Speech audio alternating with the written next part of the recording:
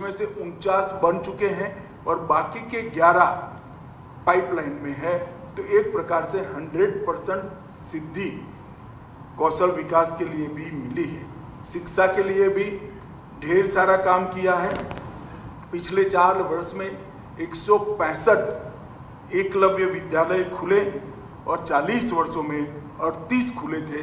इसकी कंपैरिजन में 4 वर्ष में 165 विद्यालय खुले हैं, 11 केंद्रीय विद्यालय और 4 नवोदय विद्यालय खुले हैं। आज की मीटिंग में छत्तीसगढ़ के मुख्यमंत्री जी ने कुछ फैसले भी लिए हैं। जो वामपंथी उग्रवाद के 38 खुले थे, इसकी कंपैरिजन में 4 वर्ष में 165 विद्यालय खुले हैं, 11 केंद्रीय विद्यालय और 4 नवोदय विद्यालय खुले हैं। आज की मीटिंग में छत्तीसगढ़ के मुख्यमंत्री जी ने कुछ फैसले भी लिए हैं। जो वामपंथी उग्रवाद के लंबे समय के प्रभाव के कारण निरक्षर रह गए हैं, चाहे उनकी एज कोई भी हो, इनको साक्षर बनाने के लिए छत्तीसगढ़ सरकार और भारत सरकार का गृह मंत्रालय एक अभियान चलाएगा, ये तय हुआ है।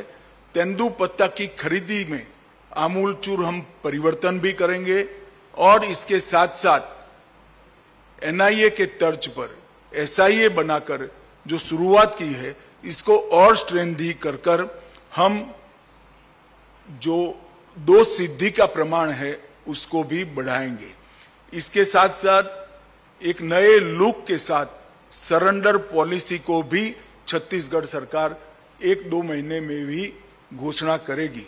मेरा सभी वामपंथी उग्रवाद में लिप्त हो या जुड़े हो सभी युवाओं से अपील है कि भारत सरकार इस क्षेत्र के विकास के लिए कटिबद्ध है। भारत सरकार आपके विकास के लिए कटिबद्ध है, आपके परिवार के विकास के लिए कटिबद्ध है। नई सरेंडर पॉलिसी को आप अच्छा प्रतिसाद दीजिए, हथियार छोड़िए और मोदी जी के नेतृत्व में जो विकास का एक रथ चला है, एक नया युग का आगाज हुआ है, इसको आप सभी मजबूती दीजिए।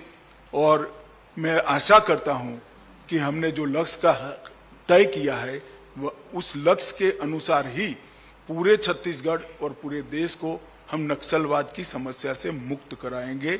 और अब आप सभी लोग जो सवाल पूछना है वो पूछ सकते हैं। एक सवाल बारी बारी से पूछेंगे।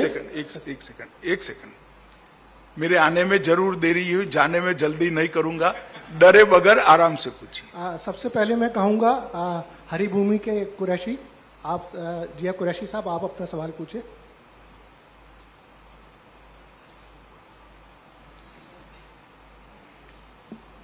छत्तीसगढ़ में शाह साहब के नेतृत्व में सरकार बनने के बाद नक्सल क्षेत्र में काफ़ी काम हुआ है, बहुत सारी मुठभेड़ हुई है और नक्सलियों को बैकफुट पर ढकेलने का काम भी हुआ है।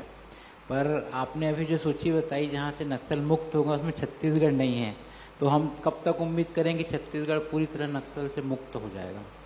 जी जरूर होगा, मैंने बता ही दिया भाई। आप पूछना चाहते थे? हाँ, बताइए भाई, बताइए।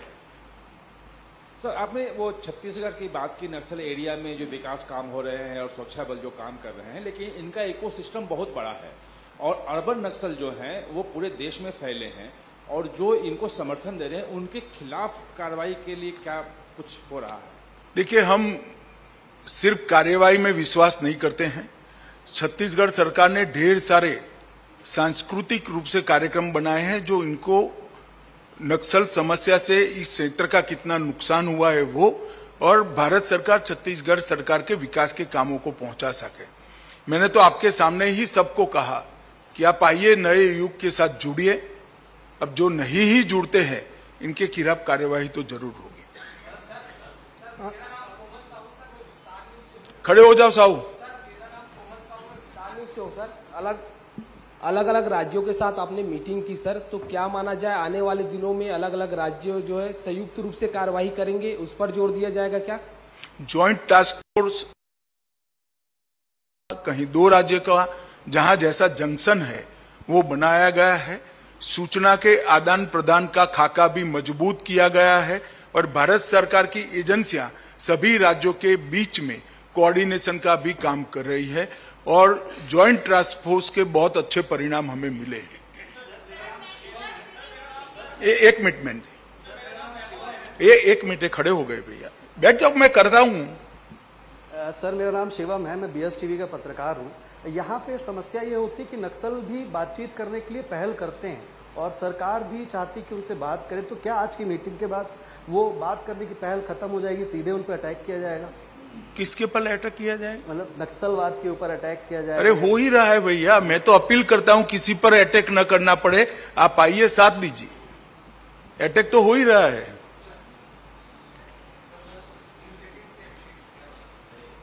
भाई माइक दो इनको।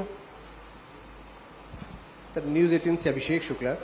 सर जो सफलता मिल रही है नक्सलवाद को, ये कहा जाता है गोली और बोली दोनों तरीके होते हैं, आपको क्या लग रहा है कौन सा तरीका ज्यादा सफल हो रहा है?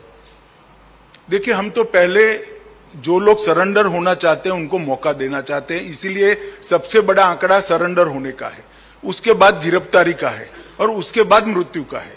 तो आंकड़े ही बताते हैं प्रायोरिटी सरकार की क्या है। मगर जब आप AK-47 लेकर एंगेज करोगे सिक्योरिटी फोर्सेस को और गांवों को, तो इसके लिए तो हमारे पास और कोई रास्ता नहीं है। सर इधर अरे भाई माइक लेकर बोलो ना। सर ये जो टारगेट हमने मार्च 2026 का रखा है सर, इंडिया को नक्सल फ्री करने का, क्या एक रियलिस्टिक टारगेट है और इसमें अभी क्या हर्डल्स अभी आज की डेट में है सर? देखिए, हर्डल मैं बीच में साझा करना नहीं चाहूंगा, आपके बहुत सारे हर्डल थे, मगर 5 साल में काफी हर्डल से मुक्त किया गया है। अब जैसा मैंने आगे कहा कि बहुत कम जिले और बहुत कम पुलिस स्टेशन पर ये सीमित होकर रह गया है, मुझे विश्वास है कि हम वहां तक कर पाएंगे। सर मैं राजेश मिश्रा बोल रहा हूँ IBC 24 से। जब नक्सल ऑपरेशन होता है, आप लोगों को सफलता मिलती है, तो विपक्षी पार्टियों द्वारा ये आरोप लगाया जाता है कि फर्जी मुठभेड़ है। तो इसको रोकने के लिए आप लोग क्या मानते हो? फर्जी मुठभेड़ है? नहीं, मैं तो मानता नहीं हूं। बस तो फिर काहे को सवाल पूछ रहे हो? उनको बोलने दो। विपक्षियों को किस तरह से जवाब देखिए, कांग्रेस का काम कर रही है, हम हमारा काम कर रहे हैं। कांग्रेस की सरकार थी, यहां पर नक्सल मूवमेंट को एक प्रकार से सारे अभियान स्लो हो गए थे। अब सारे अभियानों में तेजी आई है, सरेंडर भी ज्यादा होता है, अरेस्ट भी ज्यादा होते हैं, मारे भी ज्यादा जाते हैं और सजा भी ज्यादा हो रही है। तो हमारी छत्तीसगढ़ सरकार ने हर मोर्चे पर बहुत अच्छी सफलता प्राप्त की है, न केवल ऑपरेशन में और सरेंडर में, विकास के कामों में भी तेजी बहुत आई है। सर इसी से जुड़ा सवाल है कि पिछले 5 साल में भूपेश की सरकार थी छत्तीसगढ़ में, तो आपकी ये भाजपा की सरकार आते ही जो कार्रवाई पिछले 8 महीने में हुई, वो पिछले अन्य वर्षों की तुलना में बहुत कम संख्या थी। तो अक्सर ये माना जाता रहा था कि केंद्र और राज्य का समन्वय नहीं हो पाता, ये आरोप भी लगते रहे हैं, इसको आप किस तरह से देखते हैं? मेरा ऐसा कोई आरोप नहीं है, आप इसमें राजनीति मत डालिए।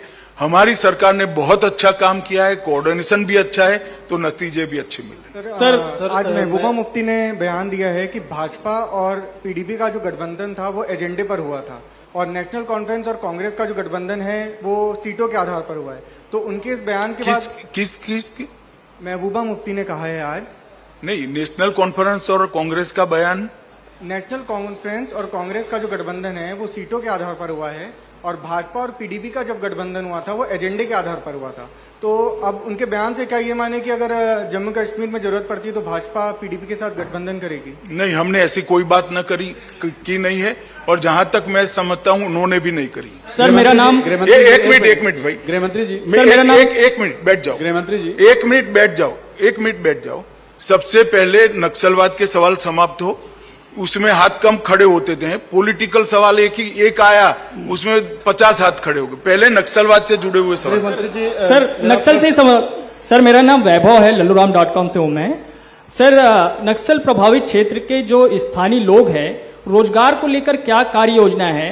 और विपक्ष की तरफ से ये बहुत प्रचारित किया गया है कि नगरनाल स्टील प्लांट का निजीकरण किया जा रहा है, इसमें कितनी सच्चाई है सर? देखिए, जहां तक रोजगार का सवाल है, मैंने कहा, शायद आपका ध्यान नहीं रहा कि कितने हमने स्किल डेवलपमेंट के काम किए, कितने रोजगारी की ट्रेनिंग के लिए बड़े इंस्टीट्यूट खोले हैं, उसी से तो रोजगार आता है।